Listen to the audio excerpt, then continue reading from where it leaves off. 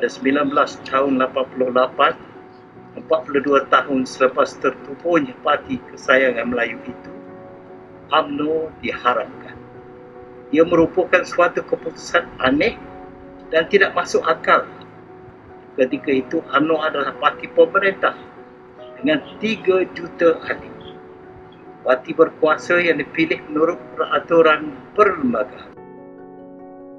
Sesi ucapan ataupun sesi ucapan di Parlimen baru-baru ini mengenai tajuknya UMNO yang hilang. Mungkin boleh diulas sedikit mengenai apa yang dimaksudkan dengan UMNO yang hilang itu.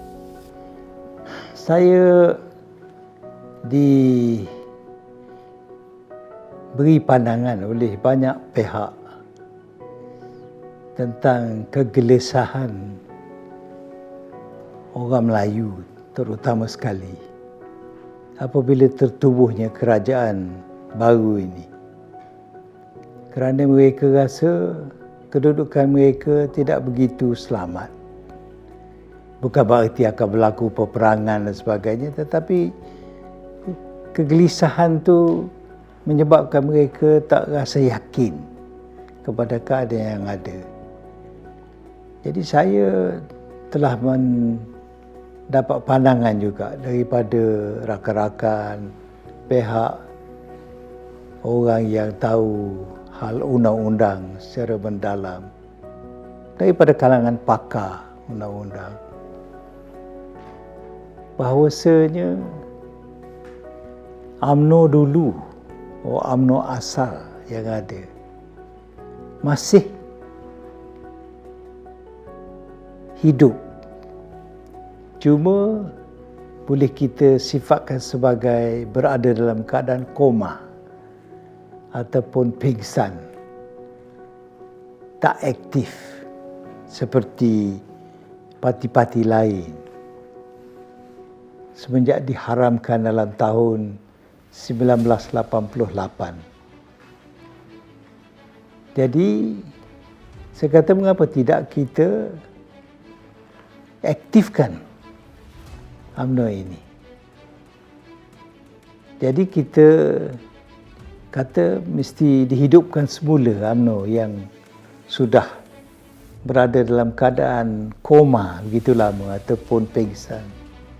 Kerana UMNO itu walaupun diharamkan oleh Mahkamah Tinggi tempoh hari, tak pernah melaku sebarang kesalahan atau melanggar mana-mana undang-undang yang menyebabkan dia mesti diharamkan. Dia mewakili 3 juta lebih ahli berkuasa di tanah air kita ini sejak sebelum merdeka. Dan dialah yang telah membawa pembangunan ke negara kita, memberi kita semua peluang hidup dengan baiklah juga kalau bandingkan dengan zaman kolonial.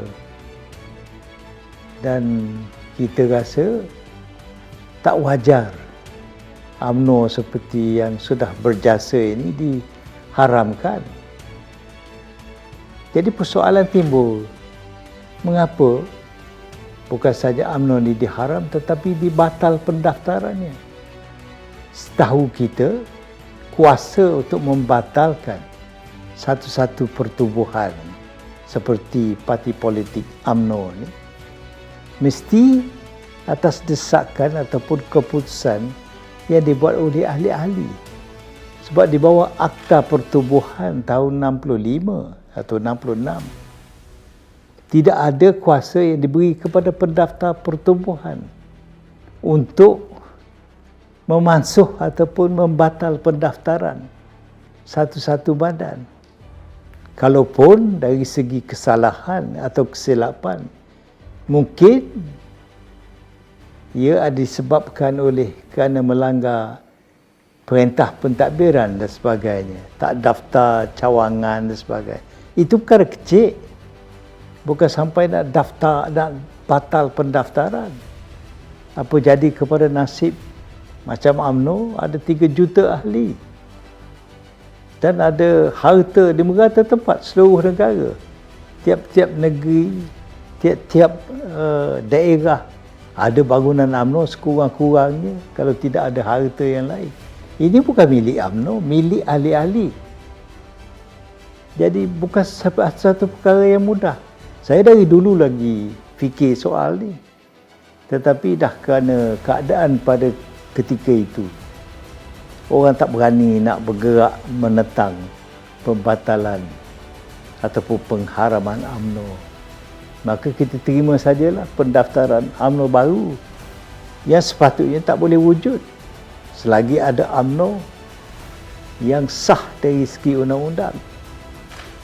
Bagaimana nak adakan dua badan nama serupa dan harta daripada UMNO ni nak dipindah kepada UMNO baru? Tak bernasabah. Ini adalah harta pencarian ahli-ahli dalam badan yang kononnya diharamkan. Jadi semua ni tak kena. Ingat, UMNO ini ditubuh dalam tahun 46. Ada sejarah. Sejarahnya meliputi kehidupan negara ni. Kebangkitan semangat orang nak bangunkan sebuah negara, suatu bangsa yang merdeka. UMNO inilah, bukan UMNO yang ada sekarang. Dan yang lain-lain itu, PAS dan sebagainya, adalah splinter group ataupun serpihan daripada UMNO itu sendiri. Banyaklah badan-badan lain yang kecil-kecil tak perlu saya sebut. Ininya daripada UMNO, daripada semangat perjuangan UMNO. Dan UMNO bukan ditubuh kerana orang yang menubuh UMNO itu rasa kecewa ataupun dengki ataupun kerana dibuang daripada pertubuhan UMNO itu sendiri. Tidak. Tapi UMNO ditubuh oleh orang-orang yang sedar dan insaf bahawa negara pada ketika itu mahu dijajah oleh kuasa besar Britain.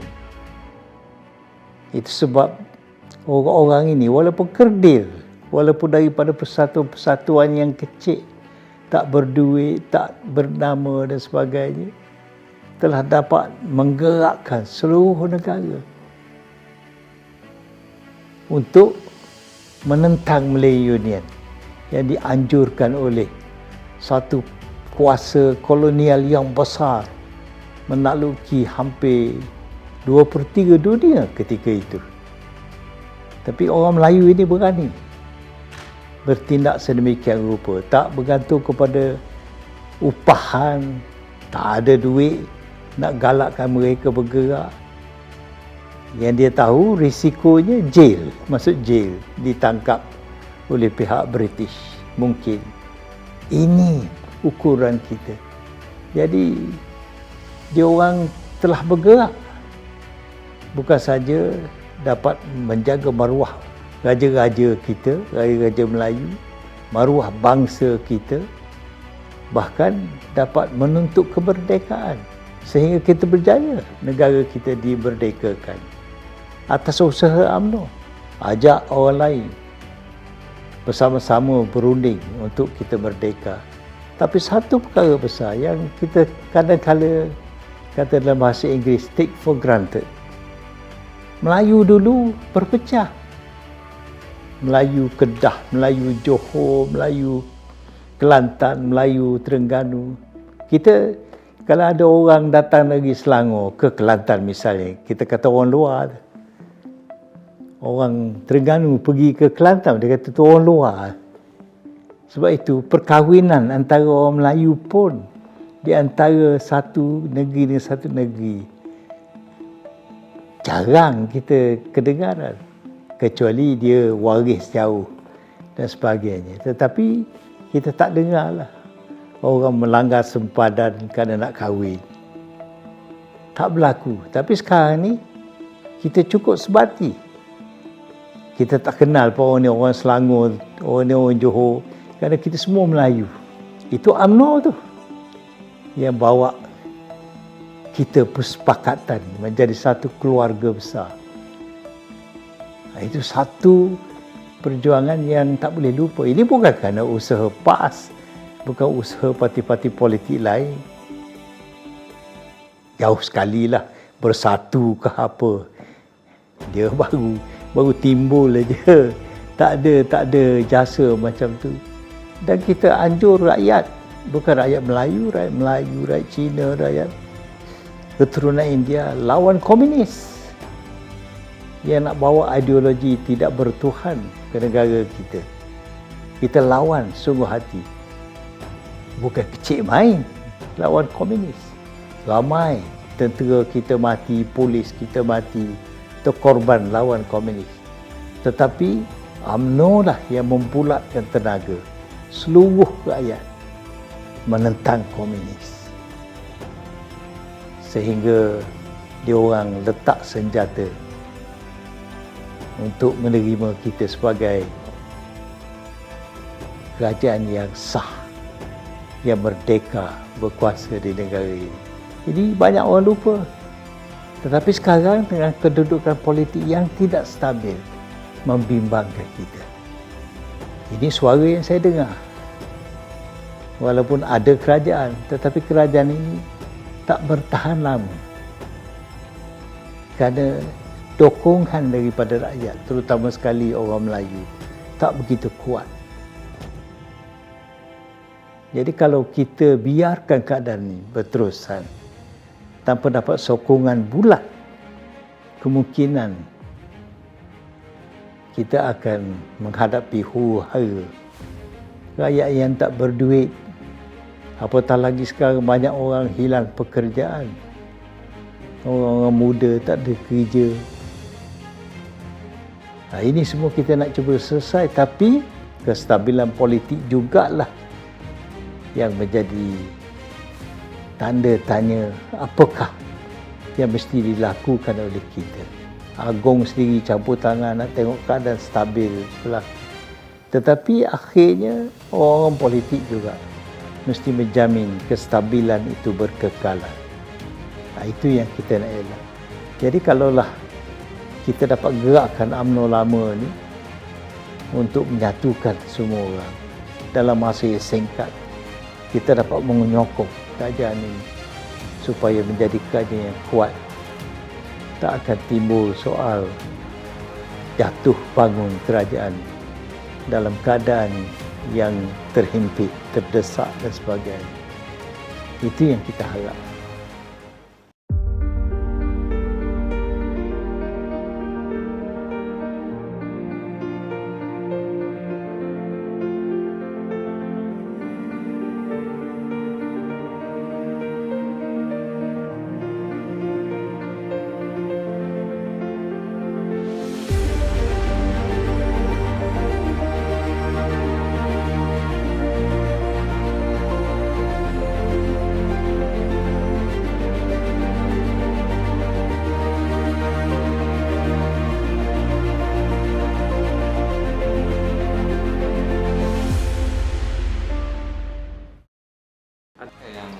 Masukkan bila mahu mengembalikan UMNO lama ni lebih pada mahu mengembalikan roh UMNO yang lama, dan UMNO yang baru ni seolah-olah hilang roh dia, semangat perjuangan yang asal, hingga menyebabkan sukan yang nak dapatkan majoriti, apatah lagi nak menang kembali pada pihak yang datang.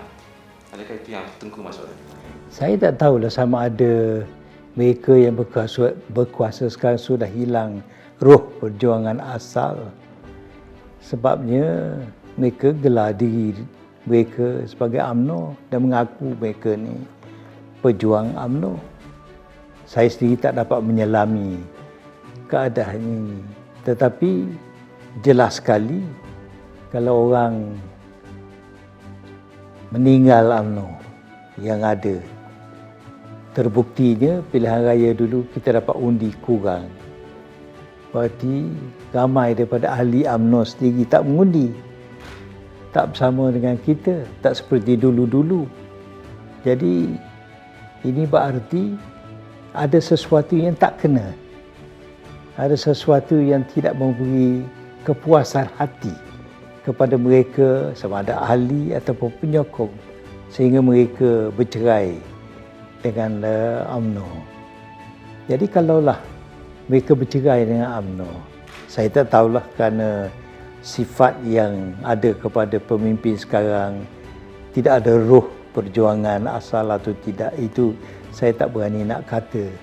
Tetapi jelas sekali apa yang dilakukan oleh pemimpin sekarang ini tak disenang hati. Mereka tak rasa senang dengan perbuatan pemimpin-pemimpin. Itu sebab barangkali mereka menjauhkan diri daripada pimpinan yang ada kepada pimpinan UMNO sekarang. Jadi saya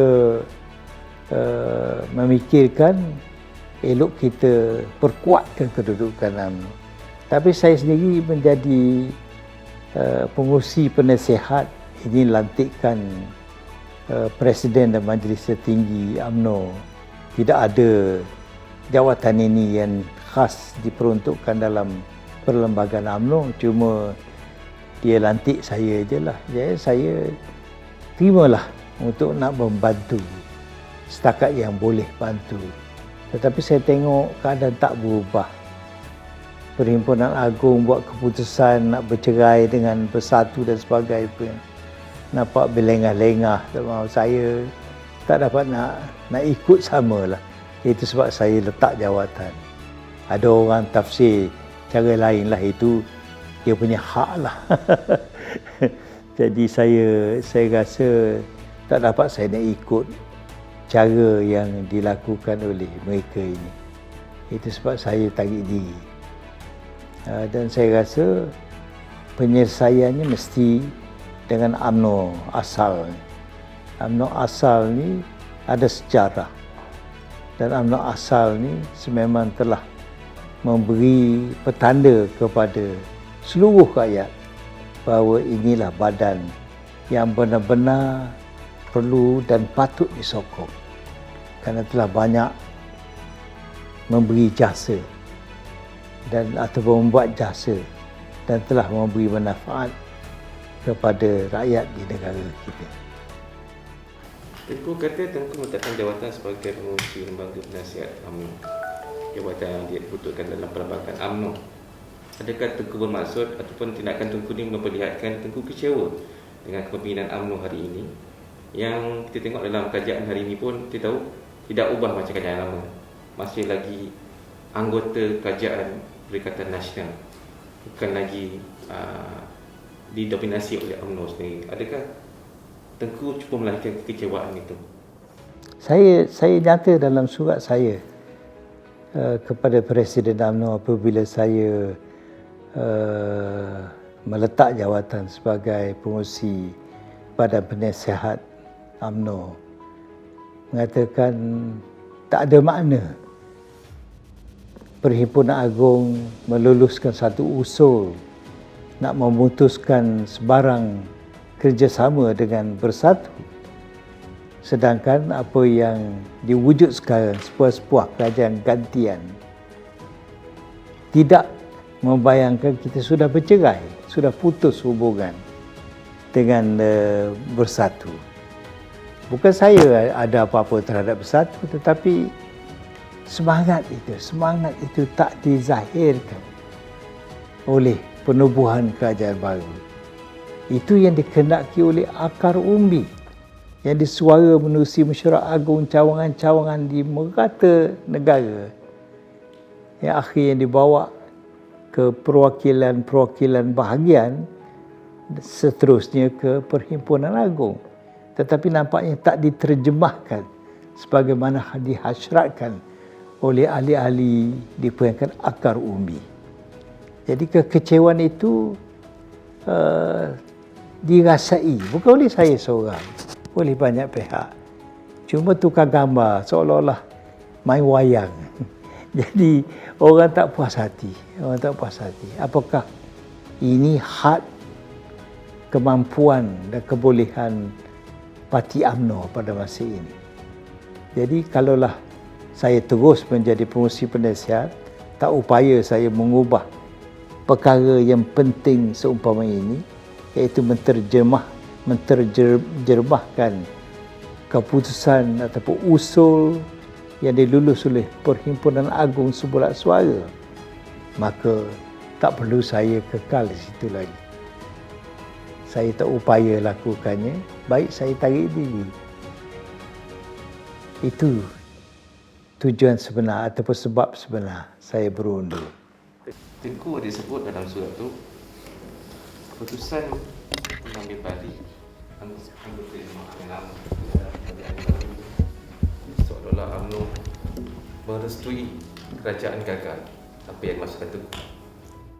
Ialah mengapa kerajaan yang ditolak oleh rakyat disifat sebagai kerajaan gagal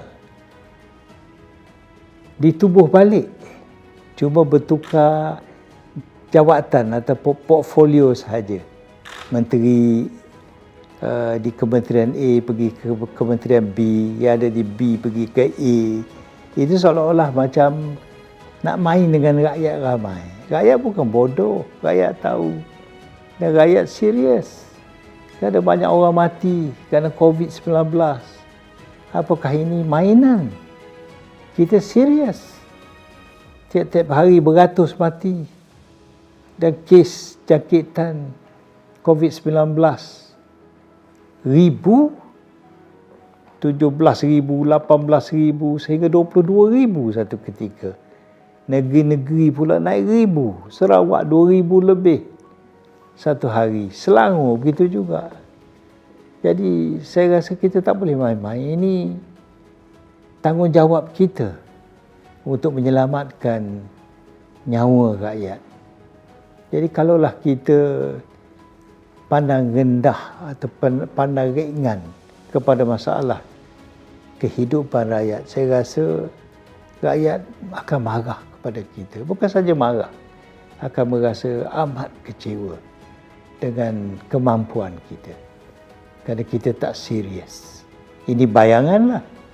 Ini jalan keluar segala masalah ini tidak sahaja kerajaan, apabila kepercayaan rakyat kepada UMNO boleh dipulihkan melalui pilihan raya yang terdekat.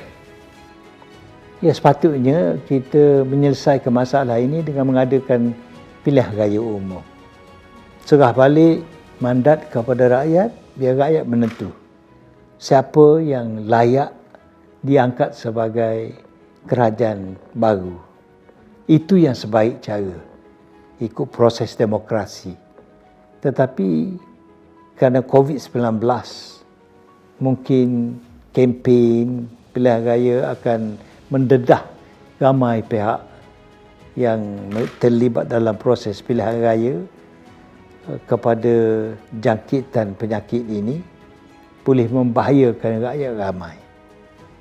Mungkin kita cari jalan juga suatu hari nanti bagaimana dapat kita mengatasi masalah ini.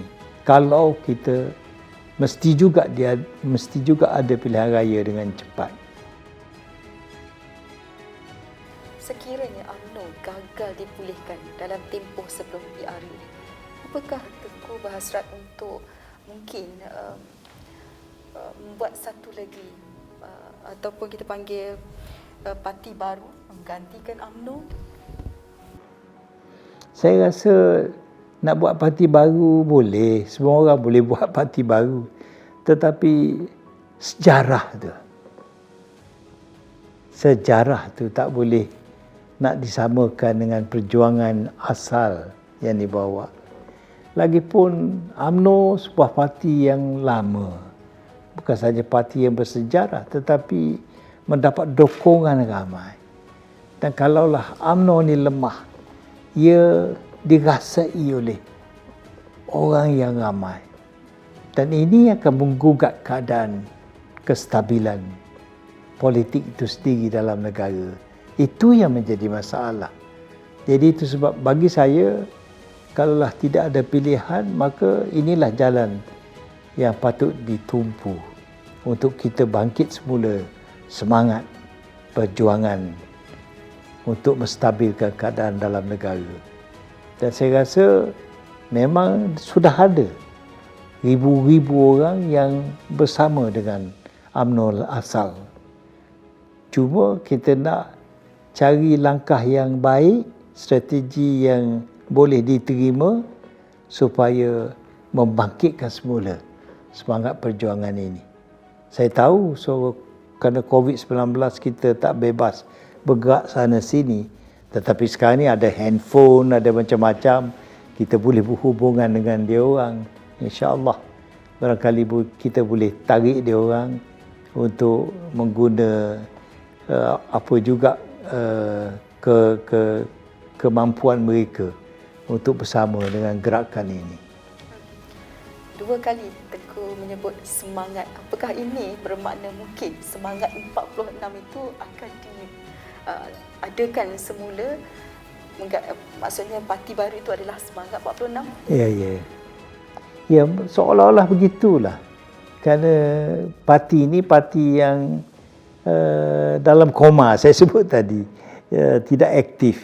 Yang apabila kita aktifkan, dia seolah-olah macam parti baru juga. Dikejut semula supaya bergerak. InsyaAllah.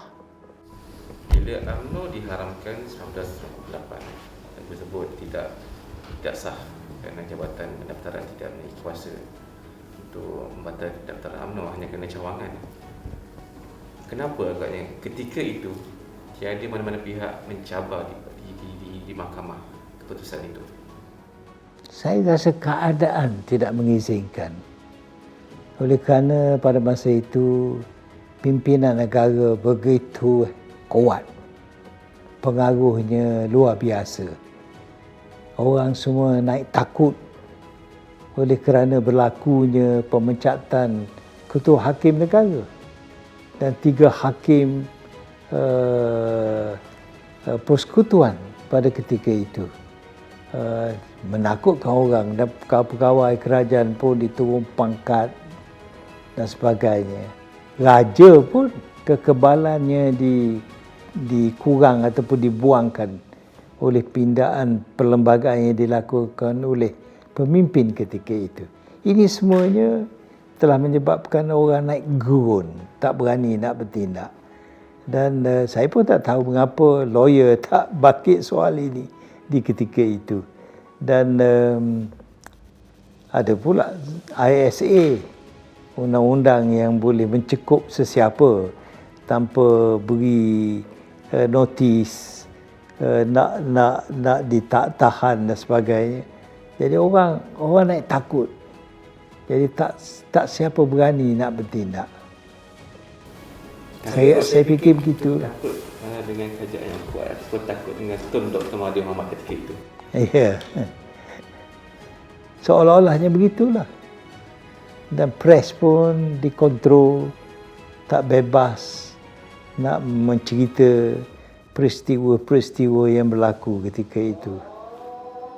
Kita kena pindah perlembagaan, kena masukkan peruntukan-peruntukan baru yang boleh menjamin supaya proses demokrasi berjalan dengan baik, tetapi akan mengurangkan perebutan dengan mengguna wang, mengguna kekerasan dan sebagainya, supaya benar-benar kita mengadakan keadaan yang betul-betul adil, betul-betul bebas.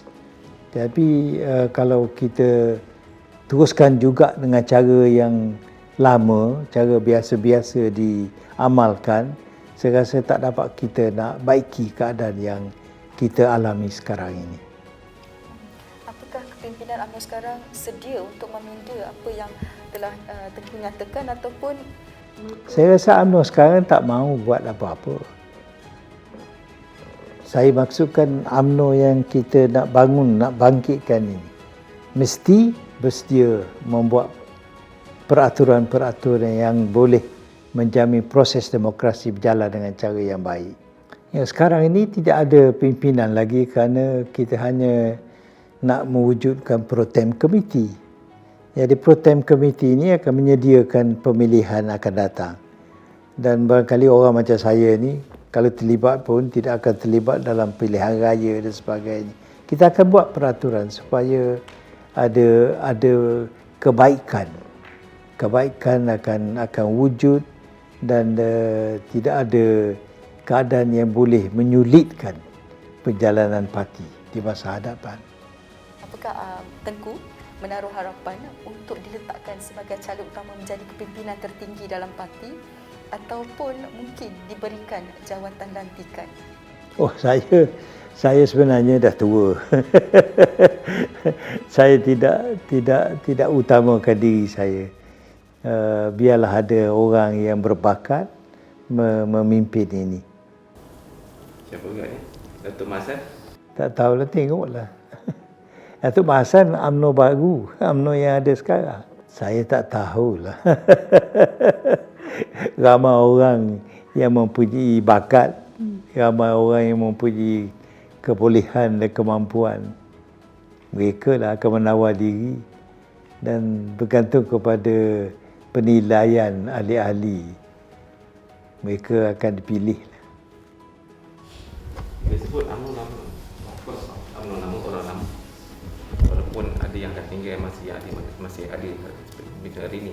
Tapi penglibatan anak muda pada hari ini sangat ramai dalam parti, dalam kerajaan dan sebagainya. Sejauh mana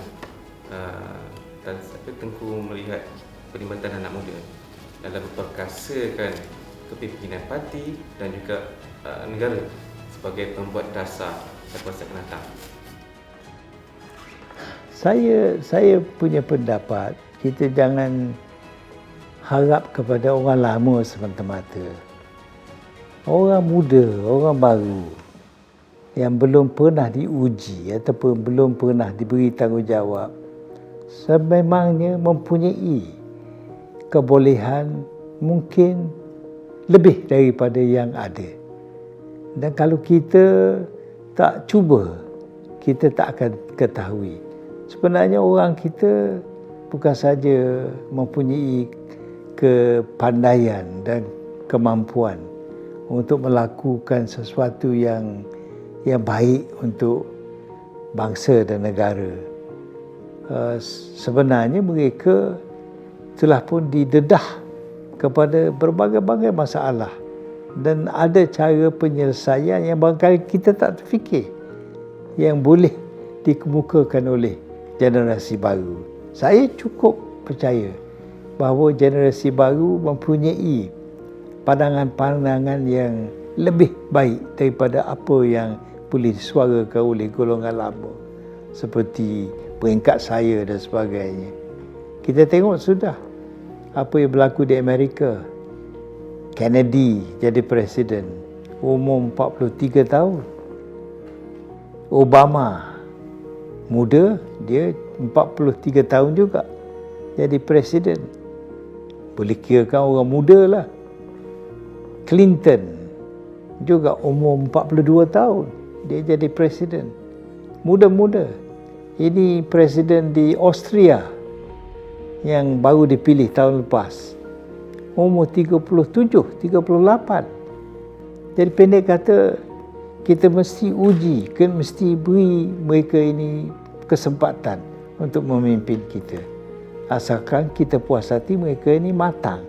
Mereka ini mempunyai pendedahan yang cukup kerana memiliki pengalaman yang boleh mengendalikan urusan negara.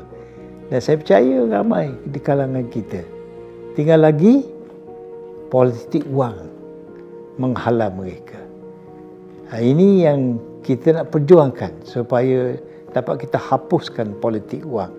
Kita mesti membuat peraturan yang akan menyekat kegunaan wang berlebihan.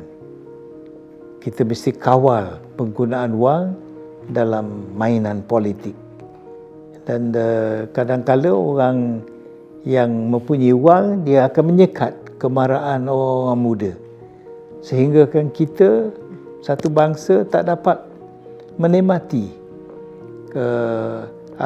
pandangan-pandangan ataupun idea daripada orang muda yang boleh menyelamatkan kita, boleh membantukan kita. Jadi ini semua patut kita galak. Tetapi orang muda mana ada duit? Jangankan ada duit, mereka tak mampu pun nak ke depan. Jadi kita rasa peluang-peluang ini mesti dibuka sebaik-baiknya untuk orang muda mengambil bahagian. Dan kita nak orang muda, kita alu-alukan penyertaan mereka.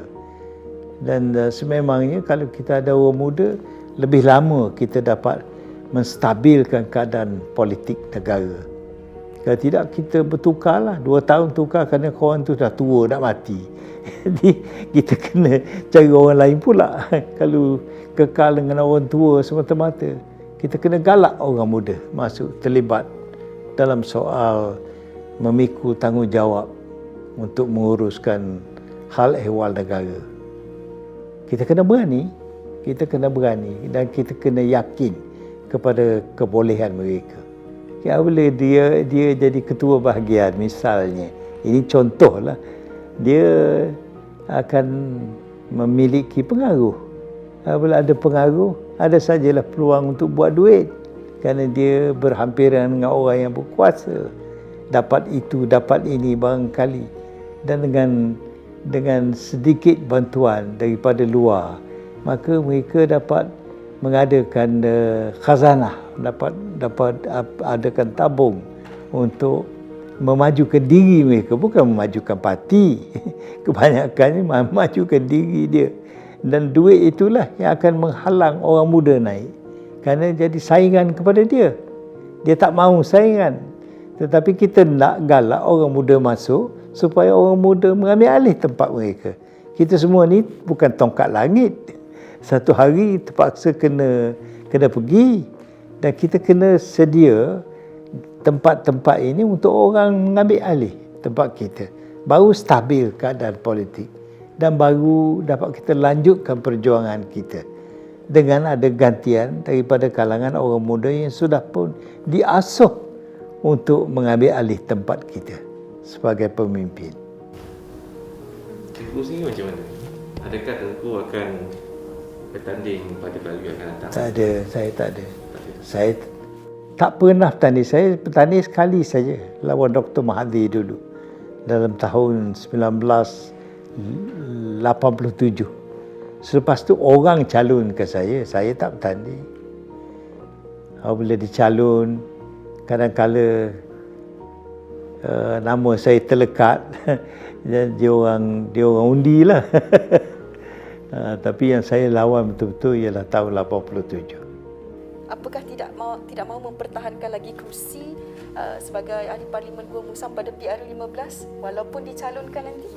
Ya, saya kalau boleh saya nak ghostan lah sikit. Maksudnya saya dah 50 kali bertanding untuk parlimen Gua Musang. Dah 50 tahun saya mewakili kawasan itu. Dan saya sebelum itu jadi wakil rakyat negeri untuk kawasan itu juga. Barangkali dia orang pun dah jelak tengok muka saya. Tengku bersedia untuk melepaskan kepada orang dari dulu lagi. Dari 2 penggal dulu saya dah tawar untuk berundur. Tapi dia orang takut ada berlaku perebutan, kerana dianggap kursi itu kursi bersih. Ada sajalah orang duduk tengok. Kita kursi dinamakan anak muda selepas ni di kawasan Gua Musang. Ya, sekarang ni semua anak muda yang jadi calon, jadi wakil rakyat negeri, semua yang muda-muda. Melihat kepada kredibiliti Datuk Seri Dr. Ahmad Zahid Hamidi sebagai Presiden UMNO, dari kacamata Tengku sendiri, bagaimana kredibiliti beliau itu? Susah saya nak sebut dari segi peribadi lah, kerana saya menyokong atas sifat institusi jawatan itu. Dan saya sebagai seorang ahli cukup setia kepada lembaga, kepada susunan badan yang sudah pun diwujudkan oleh perlembagaan parti. Jadi dia kebetulan dipilih menjadi presiden. Jadi saya mesti hormati kedudukan institusi presiden itu. Tak kiralah dia tu lemah ke, kuat ke dan sebagainya. Dan kita bantulah supaya menstabilkan keadaan dalam parti. Tetapi seseorang yang memegang jawatan, dia ada style dia, ada lagak dia. Ada orang yang dinamik, ada orang yang slow sedikit. Semuanya ada sebab Ini sifat kepribadian seseorang itu. Jadi nak kritik susah sikit kerana ia semula jadi. Tetapi kita boleh menegur kalaulah keputusan-keputusan yang dibuat olehnya tidak menguntungkan perjuangan parti. Sememangnya boleh kita tegur. Tetapi kalaulah teguran kita itu tak diambil kira dan tak dipedulikan, maka jalan keluar bagi kita ialah berundur. Jangan kita berlengah-lengah lagi, supaya dia insaf dan sedar bahawa perbuatan kita itu membayangkan bahawa kita tak berapa setuju, tak boleh terima sifat dan sikap yang ditunjuk oleh dia. Ya, saya selalu jumpa dia. Dia selalu datang jumpa saya pun. Dan saya tak pernah tegur dia lah. Saya tak pernah tegur dia. Saya cuma bagi pandangan saya. Ya, nampak ada terima. Baik. Kita melihat kembali sedikit.